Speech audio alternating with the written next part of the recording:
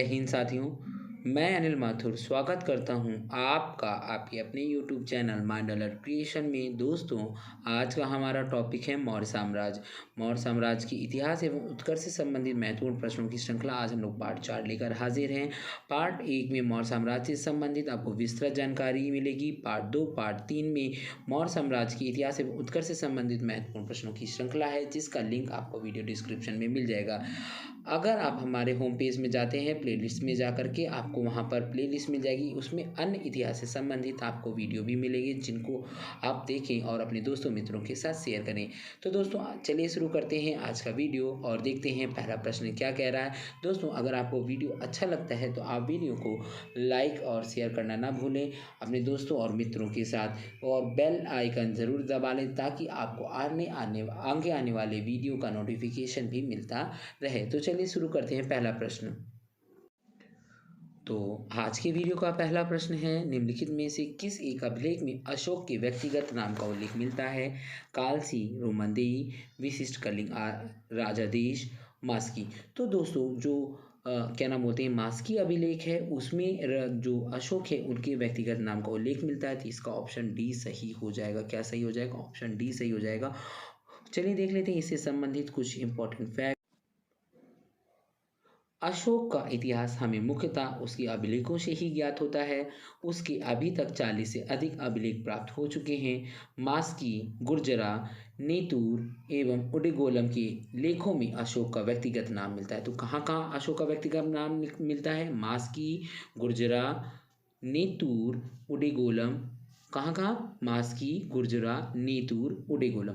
तो ये 4 अभिलेख ऐसे हैं जहाँ पर अशोक का नाम अशोक मिलता है। और जो आपको अभी मैंने 2 पहले बताए थे, कौन कौन से, इसके पहले की वीडियो में आपको मैंने बताए थे, और शहबाजगढ़ी और मानसेरा, वो एक ऐसे 2 अभिलेख हैं जो खरोष्टी लिपि में लिखे गए हैं। तो आपको ये ध्यान रखना है कि जो मतलब अभिलेखों से जुड़ी जो 2-4 मुख्य बातें वो ध्यान रखनी है, ताकि आपकी जो कंपटीशन है या केबीसी है उसमें जो ये क्वेश्चन पूछे जाए तो उसमें आप उनका जवाब दे सकें। तो अगला प्रश्न है, निम्नलिखित में से किस उभारदार मूर्ति शिल्प शिलालेख में अशोक के प्रस्तर रूप चित्र के साथ रणनीय अशोक उल्लिखित है? यानी ऐसा कौन सा शिलालेख है जिसमें अशोक का चित्र उल्लिखित है? उसमें रणनीय अशोक, रणनीय अशोक का मतलब हो जाएगा आपका राजा अशोक। तो कंगनहल्ली, सांची, शहबाजगढ़ी या सोहगौरा। तो इसका आपका जो ऑप्शन है हो जाएगा सही, वो होगा आपका कंगनहल्ली। कौन सा सही होगा? कंगनहल्ली। जो कंगनहल्ली है वो आपका कहाँ है? कर्नाटक के गुलबर्गा जिले में भीमा नदी के किनारे कंगनहल्ली में बौद्ध स्तूप है। कहाँ पर? जो कंगनहल्ली बौद्ध स्तूप है वो कर्नाटक के गुलबर्गा में है। कहाँ पर? कर्नाटक के गुलबर्गा में। और कौन सी नदी के किनारे है? भीमा नदी के किनारे है। यहाँ सम्राट अशोक का रानी के साथ प्रस्तर ऊपर चित्र उत्कीर्ण किया गया है। उसके नीचे लिखा है रणनीय अशोक। रणनीय अशोक का मैंने मतलब बता दिया, राजा अशोक। और यहाँ पर किसका चित्र है? राजा अशोक के साथ उनकी रानी का भी चित्र है। तो इसी क्रम में देख लेते हैं अगला और महत्वपूर्ण प्रश्न। आपका अगला और महत्वपूर्ण प्रश्न है, अशोक का रुमनदेही स्तंभ किससे संबंधित है? बुद्ध के जन्म से, बुद्ध के ज्ञान प्राप्ति से, बुद्ध के प्रथम उपदेश से, बुद्ध के शरीर त्याग से।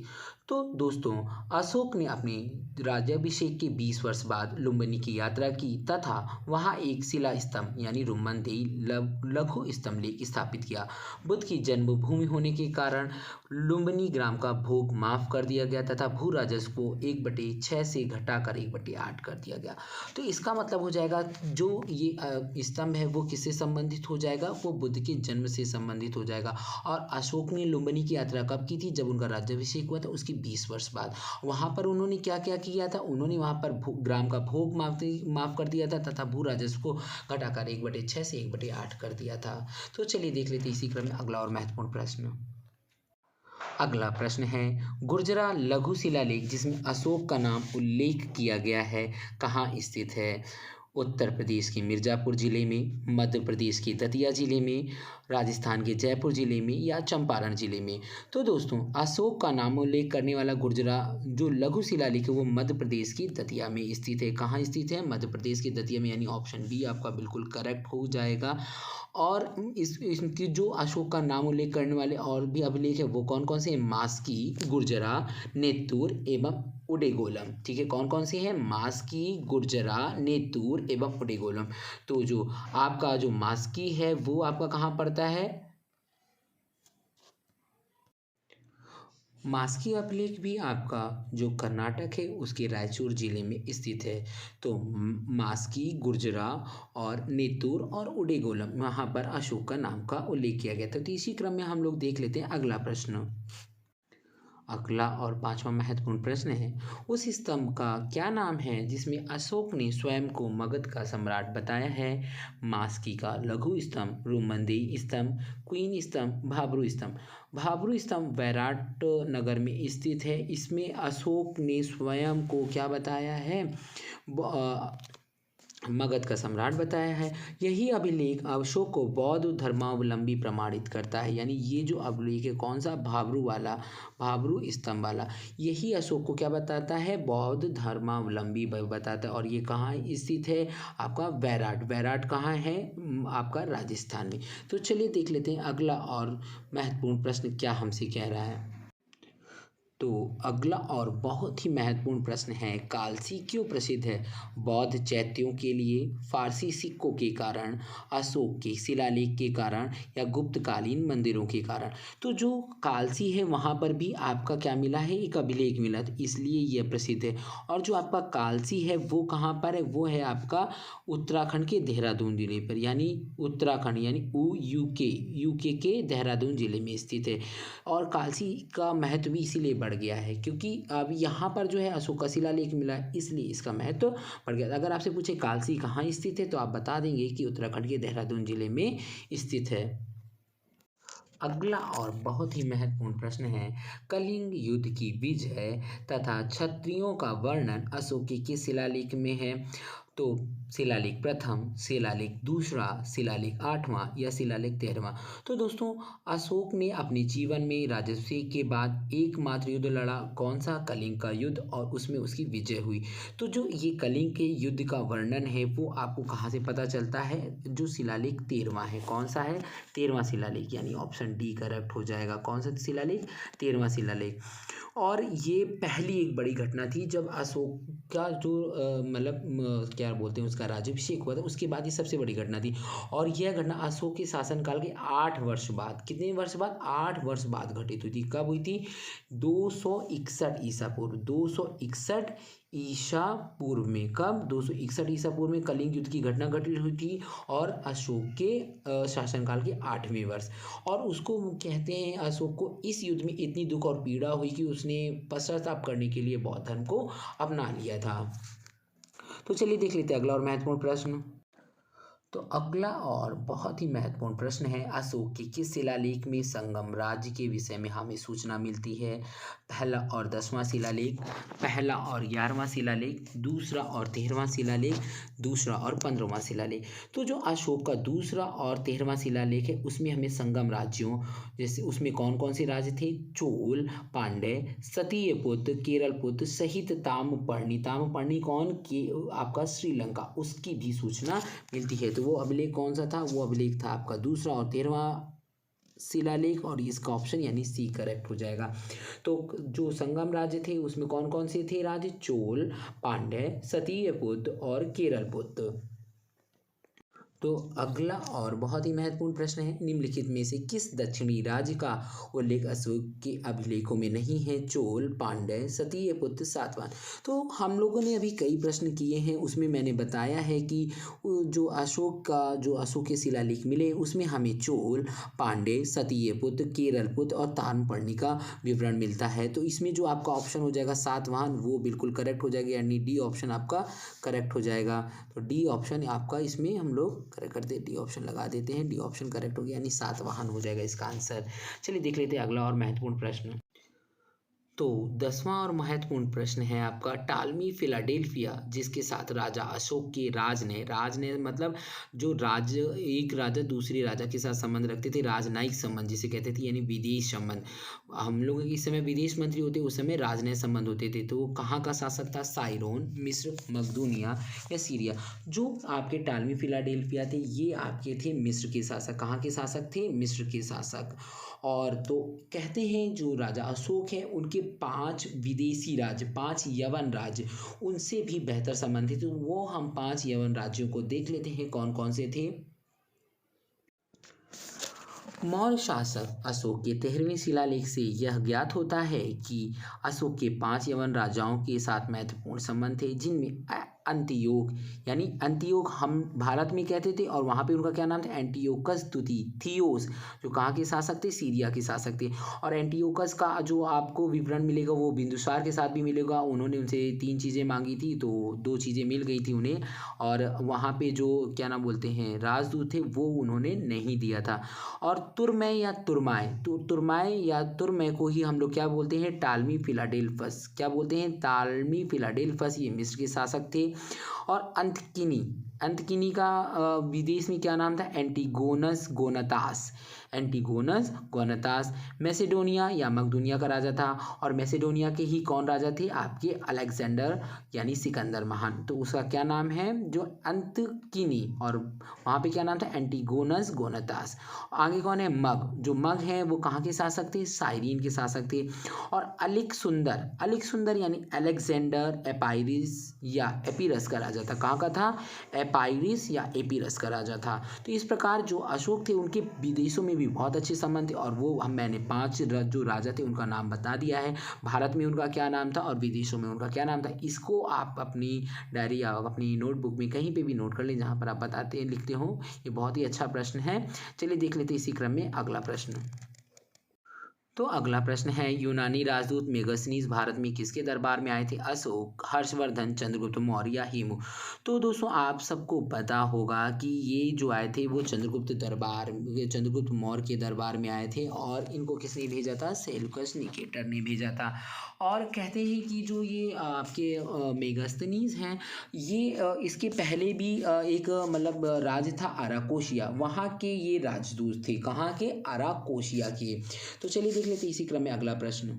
अगला और महत्वपूर्ण प्रश्न है, मेगस्थनीज ने भारतीय समाज को कितनी श्रेणियों में विभाजित किया था? 4, 5, 6 या 7। तो दोस्तों हमारे जो वर्तमान परिवेश है या हमारे जो ग्रंथ है उसमें भारतीय समाज को 4 श्रेणियों में विभाजित किया जाता है, ब्राह्मण, क्षत्रिय, वैश्य और शूद्र। लेकिन जो मेगस्थनीज थे उन्होंने इस श्रेणी को हटा करके उन्होंने दूसरी श्रेणी बनाई थी, वो उसके अनुसार उन्होंने 7 भागों में विभाजित किया था भारतीय समाज को। कितने भागों में? 7 भागों में, यानी ऑप्शन डी बिल्कुल करेक्ट हो जाएगा।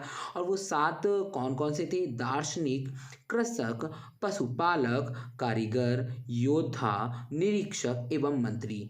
कौन कौन से थे? दार्शनिक, कृषक, पशुपालक, कारीगर, योद्धा, निरीक्षक एवं मंत्री। तो चलिए देख लेते हैं इसी क्रम में अगला प्रश्न। तो महत्वपूर्ण प्रश्न है ये भी, मौर्य काल में टैक्स छुपाने के लिए इनमें से क्या दंड दिया जाता था? मृत्युदंड, सामानों की कुर्की, कारावास, उपरोक्त में से कोई नहीं। तो इस समय आप सामानों की कुर्की और तमाम चीज़ें सुन रहे होंगे, क्योंकि उत्तर प्रदेश में ये सारी चीज़ें चल रही हैं। जो भी अपराधी होते हैं उनका सामान या मकान गिरा दिया जाता है और सामानों को कुर्क कर दिया जाता है। तो यही चीज़ मौर्य काल में होती थी। मौर्य काल में क्या होता था? वहाँ पर डायरेक्ट मृत्युदंड दे देते, मतलब फैसला ऑन द स्पॉट। अगर आपने टैक्स छुपाया, आपने सरकार को यानी जो राजा है उनको टैक्स नहीं दिया, क्योंकि उस टैक्स से ही वो लोग क्या करते थे? विकास के कार्य कराते थे। तो उसमें अगर आपने नहीं दिया तो मृत्युदंड दे दिया जाता था। तो इसका ऑप्शन ए बिल्कुल करेक्ट हो जाएगा, मृत्युदंड। आपका अगला और महत्वपूर्ण प्रश्न है, वह कौन सा ग्रंथ है जिसमें पाटलिपुत्र के प्रशासन का वर्णन उपलब्ध है? पाटलिपुत्र मौर्य साम्राज्य की राजधानी थी। और इंडिका, अर्थशास्त्र, अशोक का शिलालेख या दिव्यवतन। तो जो इंडिका है उसमें विस्तृत रूप से मौर्य जो प्रशासन था उसका वर्णन उपलब्ध है। अब कहते हैं कि ये मतलब जो पाटलिपुत्र नगर का प्रशासन था 30 सदस्यों की विभिन्न समितियों द्वारा होता था। इसमें कुल 6 समिति होती थी और एक समिति में 5 सदस्य होते थे। कितने सदस्य होते थे? एक समिति में 5 सदस्य, और टोटल सदस्य कितने थे? 30 सदस्य। समितियां कितनी थी? 6। और वर्तमान परिवेश की दृष्टि से देखिए तो हमारा जो 15वां प्रश्न है बहुत ही इंपॉर्टेंट है। वर्तमान नगरपालिका प्रशासन का कौन सा कार्य मौर्य काल से जारी है? नाप तौल के बांटों का निरीक्षण, वस्तुओं की कीमतें निर्धारित करना, जन्म एवं मृत्यु का पंजीकरण, शिल्पकारों का संरक्षण। तो जो दोस्तों मौर्य काल से जो हम लोगों की चीज़ें चली आ रही वो है जन्म एवं मृत्यु का पंजीकरण। किसका? जन्म एवं मृत्यु का पंजीकरण, यानी सी नंबर आपका बिल्कुल करेक्ट हो जाएगा। कहते हैं मौर्य युग में नगरों का प्रशासन नगर पालिकाओं द्वारा ही चलाया जाता था, जिसका प्रमुख नागरक या पुरमुख्य था। मेगस्थनीज ने पाटलिपुत्र के नगर परिषद की 5-5 सदस्यों वाली 6 समितियों का उल्लेख किया है। इसमें से तीसरी समिति जन्म मृत्यु पंजीकरण का हिसाब रखती थी। वर्तमान में भी यह कार्य नगर पालिका प्रशासन द्वारा होता है। तो चलिए देख लेते हैं अगला प्रश्न। तो आपका अगला और महत्वपूर्ण प्रश्न है, मौर्य काल में सीता से क्या तात्पर्य है? एक देवी, एक धार्मिक संप्रदाय, राजकीय भूमि से प्राप्त आय या ऊसर भूमि। तो वहाँ पे सीता से मतलब हो जाएगा आपका वहाँ से आय। किसे? राज्य की भूमि से प्राप्त होने वाली आय। और इस आय को जो प्राप्त करता था उसे सीता अध्यक्ष कहा जाता है, यानी राजकीय भूमि की व्यवस्था को देखने वाला व्यक्ति क्या कहलाता था? सीताध्यक्ष कहलाता था। और इससे जो आमदनी होती थी उसे सीता कहा जाता था। तो आपको अगर इन सब जो ये अध्यक्ष हैं इनके बारे में पढ़ना है तो जो आपको पार्ट 1 है विस्तृत जानकारी वाला, उसमें मैंने विस्तृत रूप से बताया है, तो उसका लिंक आपको वीडियो के डिस्क्रिप्शन में मिल जाएगा, वहाँ से आप जाइए और देखिए और नोट्स बना लीजिए। दोस्तों अगर आपको वीडियो ज़रा सा भी अच्छा लगता है तो इसे लाइक और शेयर करना ना भूलें अपने दोस्तों के साथ, और बेल आइकन को प्रेस कर लें ताकि आगे आने वाले वीडियो का नोटिफिकेशन आपके पास जल्द से जल्द आ जाए। अगला और बहुत ही महत्वपूर्ण प्रश्न है, मौर्य काल में शिक्षा का सर्वाधिक प्रसिद्ध केंद्र था वैशाली, नालंदा, तक्षशिला या उज्जैन। तो इसका आपका हो जाएगा तक्षशिला। जो नालंदा था वो गुप्त कालीन में बहुत ही मतलब उसने वृद्धि की थी शिक्षा के से क्षेत्र में। और जो वैशाली है वो एक वर्तमान में बिहार का एक जिला है। वहाँ पर आप जानते हैं कि भगवान महावीर का भी जन्म हुआ था। और इसकी जो स्थापना थी वो गौतम बुद्ध के जो जन्म है उससे पहले की गई थी। और उज्जैन तो आप जानते हैं कि यहाँ पर महाकालेश्वर है, जो एक है क्या नाम बोलते हैं आपका प्रसिद्ध ज्योतिर्लिंग है, तो इसलिए फेमस है। और ये 16 महाजनपदों की एक राजधानी भी कहा जाता है। तो इसी क्रम में चलिए देख लेते हैं अगला प्रश्न। और अगला प्रश्न है, अंतिम मौर्य सम्राट कौन था? जालौक, अवंतीवर्मा, नंदीवर्धन या बृहद्रथ। तो दोस्तों ये इस वीडियो का आखिरी प्रश्न भी है, क्योंकि अंतिम मौर्य सम्राट की बात हो गई है और मैंने जो भी रिलेटेड प्रश्न थे वो सारे करा दिए हैं। इसका आंसर भी मैं बता देता हूँ। अंतिम मौर्य सम्राट थे बृहद्रथ। कौन थे? बृहद्रथ, यानी डी ऑप्शन हो जाएगा सही। और आपको मालूम होगा कि चंद्रगुप्त मौर्य के बाद बिंदुसार के बाद अशोक के बाद बृहद्रथ। लेकिन इनके अलावा भी मैंने कई राजाओं का वर्णन जो है विस्तृत जो जानकारी दी है उसमें किया है, उसको आपको देखना है। उसमें आपको इससे भी अलग कई सारी चीज़ें मिलेंगी। और जो अच्छी चीज़ें थी उसके बारे में मैंने आपने जो प्रश्न है पार्ट 2, पार्ट 3 और पार्ट 4 में बता दिया है। और कहते हैं जो बृहद्रथ थे उनकी जो हत्या थी वो पुष्यमित्र शुंग ने की थी, जो कि एक ब्राह्मण थे। और जो अंतिम शुंग राजा थे उनकी हत्या एक उनके ब्राह्मण मंत्री वासुदेव ने की थी। मतलब हत्या का क्रम जारी था।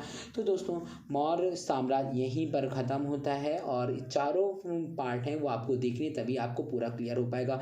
मैंने एक बहुत ही अच्छे क्वेश्चनों का समावेश किया है। तो अगर आपको वीडियो अच्छा लगता है तो आप अपने दोस्तों मित्रों के साथ शेयर करना ना भूलें। थैंक यू फॉर वॉचिंग आपका अपना YouTube channel mind alert creation. तो दोस्तों जुड़े रहें हमसे और अपने ज्ञान में वृद्धि करते रहें। धन्यवाद। फिर मिलते हैं अपने अगले वीडियो में।